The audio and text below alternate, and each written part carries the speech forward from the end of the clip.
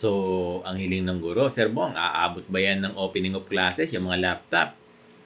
Nako, baka imposible. Pero sana, no, Dear Deputy Secretary, baka po pwede po na first quarter ng school year ay magkaroon na ng laptop yung mga guro. Ano po, mas maganda yan eh.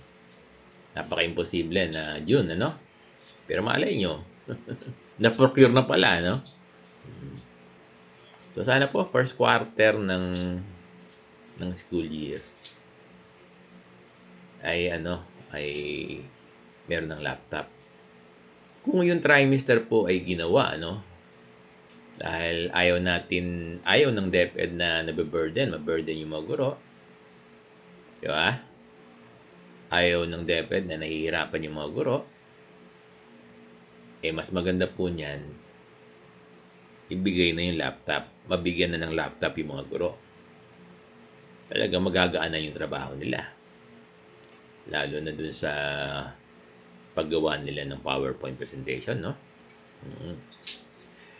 Yung mga guro, hirap na hirap kasi lalo na, hindi naman lahat may laptop eh. Kaya talagang manual na visual aid pa yung ginagawa.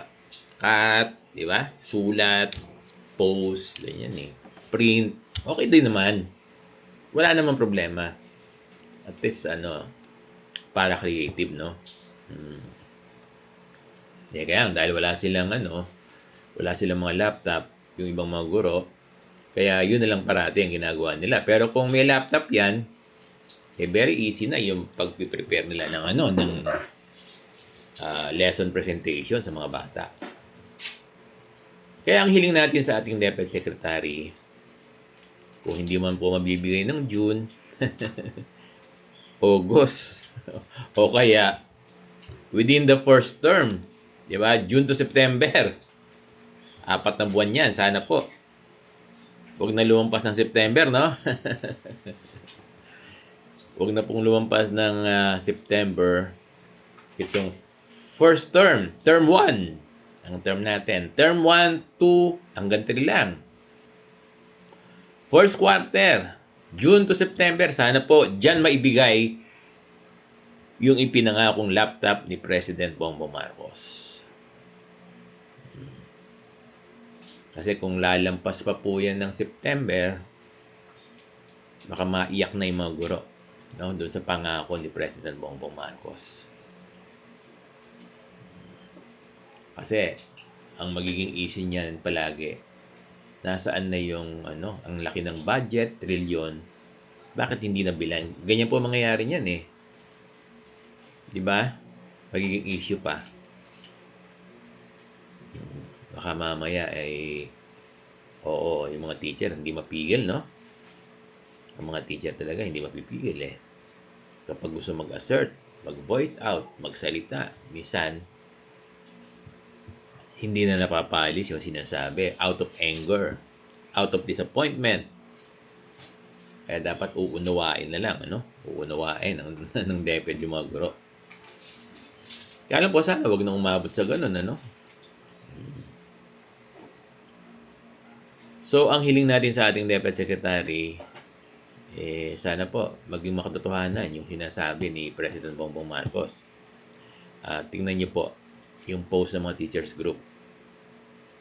Di ba? Like Sir Benjo Basas.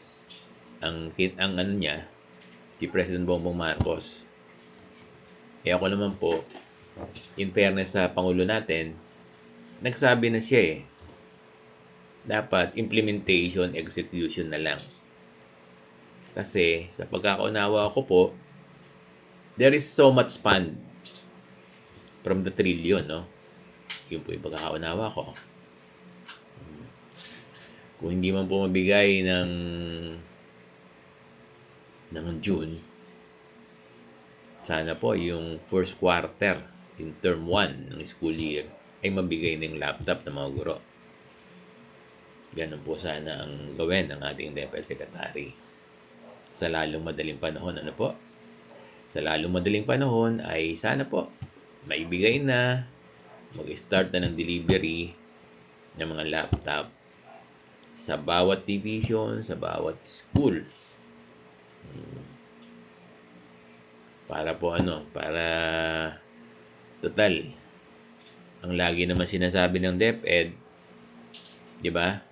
Even in the Senate, in the Congress, wag na raw mahirapan yung mga guro. Talaga pong hindi na mahirapan yung mga guro kung bibigyan sila ng laptop. Ganun po yun.